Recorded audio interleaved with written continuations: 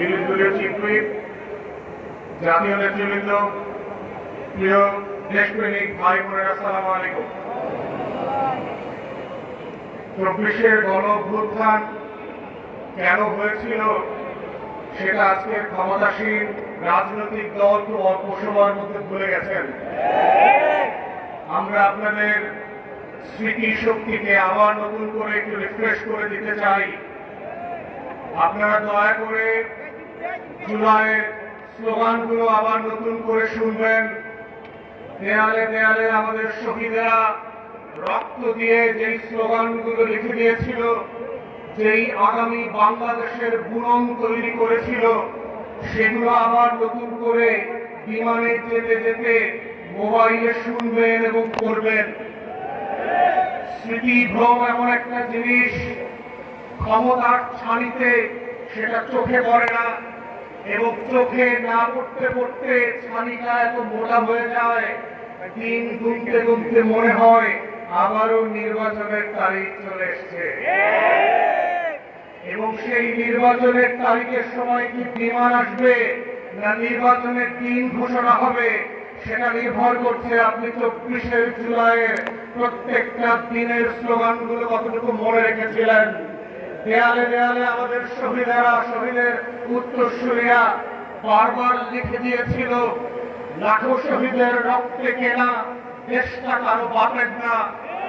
কিন্তু আমরা দেখলাম আপনাদের একজন এমপি এবং বেনামীয় মন্ত্রী, যাকে আমরা গত 17 বছর ফ্যাসিবাদ বিরোধী আন্দোলনে দেখি নাই, মিছিল মিটিং মামলার হিসেবে আসামি আকারে কোর্ট কাছারিতে দৌড়াদৌড়ি করতে দেখি নাই, তিনি তার এলাকার 4টা ইউনিয়নের নাম নিজের নামে লিখে নিলেন।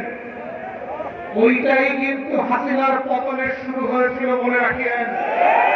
4,500 কোটি টাকা গত 17 বছরে হাসিনা শুধু খরচ করেছে বাপের নামে আর বংশের নামে মূর্তি বানানোর জন্য। মূর্তি বানানোর রাজনীতি সফল হয় নাই। শেখের বেটি বাংলাদেশে থাকতে পারে নাই।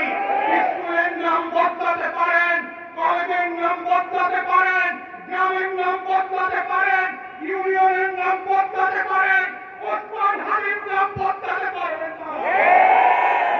শহীদের রক্তে কেনা দেশটা কারো পাবেন না।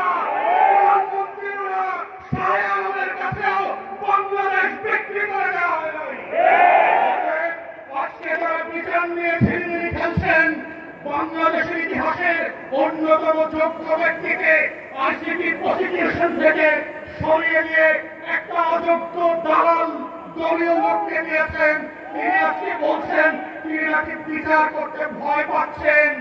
আপনার যদি এত ভয় লাগে আপনি এই খাতায় নাম লেখালেন কেন? যারা ভীত তারা তো ওই পারে পালিয়ে গেছে। নতুন বাংলাদেশ সাহসী শহীদদের জন্য, আবু সাইদ মুগ্ধের জন্য, যারা বিচারকে মৃদু শাহাদাতের সম্মাননাকারী নিয়ে এই ফয়সালা করবে, যেটা আপনারা করতে পারছেন না, দালালি করছেন। তাই আজকে এই জায়গা থেকে মাননীয় বিরোধী দলের নেতা এবং সংসদ সদস্যদেরকে আমরা আহ্বান করছি, আপনারা সংসদে 4টা গণহত্যার জন্য স্বাধীন কমিশন করে আবার দাবি করবেন। গুম খুনের বিচারে ওপেন পাবলিক হিয়ারিং হতে হবে, যেটা আমেরিকাতে পশ্চিমা দেশগুলোতে যেই গণশুনানি হয়। গত 17 বছরের হাজার হাজার গুম হয়ে যাওয়া লাশ পর্যন্ত, স্মৃতি পর্যন্ত হারিয়ে ফেলা মানুষদের গল্প এই বাংলাদেশের 20 কোটি মানুষের ঐতিহাসিক স্মৃতি সংরক্ষণের জায়গা থেকে স্মরণে রাখতে হবে। এই কমিশনগুলো পৃথিবী এবং সংসদ থেকে লাইভ করতে হবে। জুলাই জাদুঘর অবিলম্বে ওপেন করে দিতে হবে জাতির কাছে। জুলাই স্মৃতি সংস্কৃতি ফাউন্ডেশন তার কর্মকর্তা কর্মচারীরা গত 4 মাস ধরে বেতন পায় না। মাননীয় বিরোধী দলীয় নেতা, বিরোধী দলীয় চিফ হুইপকে বলছি, বাজেট সেশনে অবশ্যই আপনাদেরকে এইটা সংসদে রেজ করতে হবে। কোটি কোটি লক্ষ লক্ষ কোটি টাকা লুটপাটের বাজেট হয়। আমার 24-এর শহীদদেরকে নিয়ে যে ফাউন্ডেশন কাজ করছে তারা 4 মাস ধরে বেতন পায় না। এটা লজ্জার বিষয়, লজ্জা হওয়া দরকার। সরকার দিন বদলের রাজনীতি করতে চাই, মাথায় রাখবেন বিমান কিন্তু সকল প্যাসেঞ্জারের জন্যই টিকিট কেটে দেয়। মনে রাখবেন শুধু একটা ফ্লাইট চলে গেছে বলে নতুন কোনো ফ্লাইট হবে না, সেই দিন কিন্তু হবে না। আপনারা ভুল করবেন, আপনাদের জন্যও আবার বিমান রেডি করা হবে জনগণের টাকা এবং রক্তে।